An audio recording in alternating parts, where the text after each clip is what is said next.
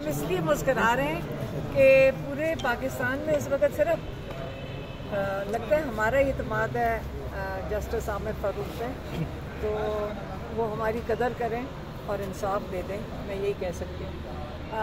आज जो समाज, जैसे आप सलमान सफदर साहब को सुन रहे थे, वो बता रहे थे डोनाल्ड लू ने कांग्रेशनल कमेटी के आगे झूठ बोला। डोनाल्ड लू ने कांग्रेशनल कमेटी के आगे झूठ बोला, या वो झूठ बोल रहे हैं या हमारे जो बहुत एक अहम और बड़े ईमानदार डिप्लोमेट हैं और बड़े अहम थे हमारे डिप्लोमेटिक सर्विस में, और वो या असद मजीद झूठ बोल रहे हैं। ये फैसला उनको करने की ज़रूरत नहीं। अगर आप यहाँ केस को सुनते तो आपको पता चलता कि जो उनकी स्टेटमेंट्स आ रही हैं, ये कोई इसमें मेरे ख्याल में कोई डाउट नहीं रहेगा कि ये जो साइफर केस है ये इधर ही 1-2 दिन में ख़त्म हो जाएगा, जिस पे 10-10 साल की और आपको गद्दारी के चार्जेस लगाए में, वो तो मेरे ख्याल में दफन हो जाएंगे, जैसे आपको सलमान सफदर ने बताया। लेकिन जो बहुत अहम चीज़ है डोनाल्ड लू, जिसको बचाने के लिए ये केस किया गया है, और दूसरा जो इधर पाकिस्तान में है जनरल बाजवा, जिनको ये मैसेज भेजा गया था, और जितने साइफर की कॉपियाँ 9 कॉपियाँ इन्होंने, सलमान सफदर ने, एक गवाह ने बताया कि 9 कॉपियाँ गई थी साइफर की। पूछें कि कितनी वापस आई हैं। सिर्फ इमरान खान और शाह महमूद को आपने कैद दे दी 10-10 साल की।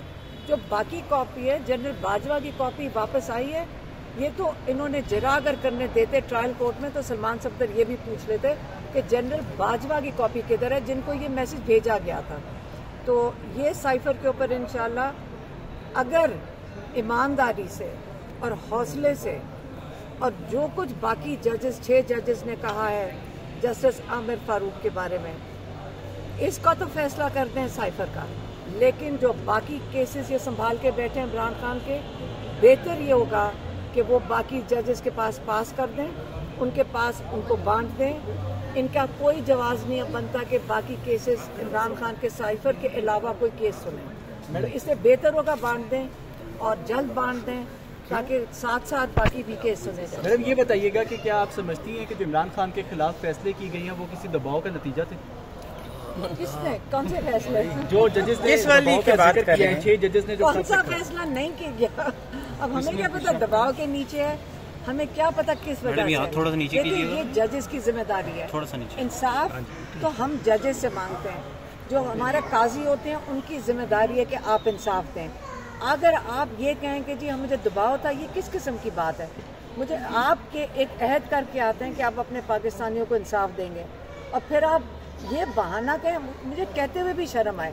इससे बेहतर है कि आप उठें उस कुर्सी से, या रिज़ाइन करके चले जाएं, या जो हमारे 6 बहादुर जजेस ने किया है कि मिल के इस चीज़ की गवाही दे दी है उन्होंने, और बेनकाब भी कर दिया है कि जो ये आमिर फारूक साहब कर रहे थे, जज साहब, मुझे तो उनकी हिम्मत को मैं दाद देती हूँ कि जब पूरा कोर्ट ही उनके पास साथ नहीं है, उनके जजेस उनके साथ नहीं है, वो अकेले खड़े हैं, वो फिर भी आके माशाल्लाह कोर्ट में बैठकर साइफर सुन रहे हैं। अच्छा अलीमा साहिबा, 6 जजेस ने तो अपना काम कर ही दिया है और आज सब लोग खुश भी हैं, लेकिन उस तरह से पाकिस्तान तहरीक इंसाफ कोई लाए अमल तय नहीं कर रही, उस मजबूती के साथ जो है वो स्टैंड नहीं ले रही, क्या वजह समझती हैं? मैं आपसे एक सवाल पूछूं, जब जजेस इंसाफ नहीं देते, ये पाकिस्तानियों का मसला है सिर्फ, या एक पार्टी का मसला है?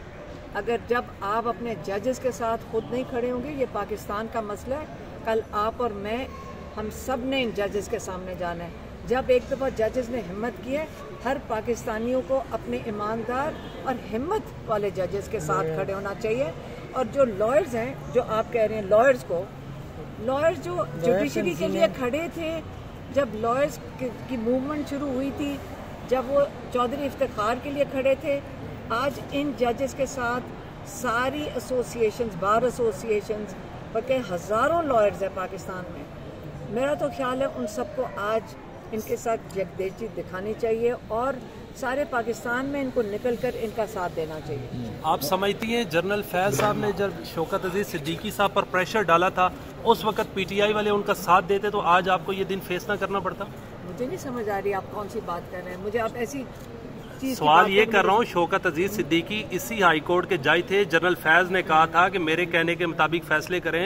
उस वक्त उनको पाकिस्तान तहरीक कौन से फैसले? पनामा लीक्स वाली बात हो रही है मैडम। मैं कह रहा हूँ कि अगर उनको उस वक्त कटारे में खड़ा कर पनामा लीक्स जी, पनामा लीक्स आपको खोल के किसी ने देखा है? मैं जज की बात कर रहा हूँ, जो जज ने खत लिखा है। मैं आपको बताती हूँ, जो जज था ना उसने डेफिनेटली गलती की थी।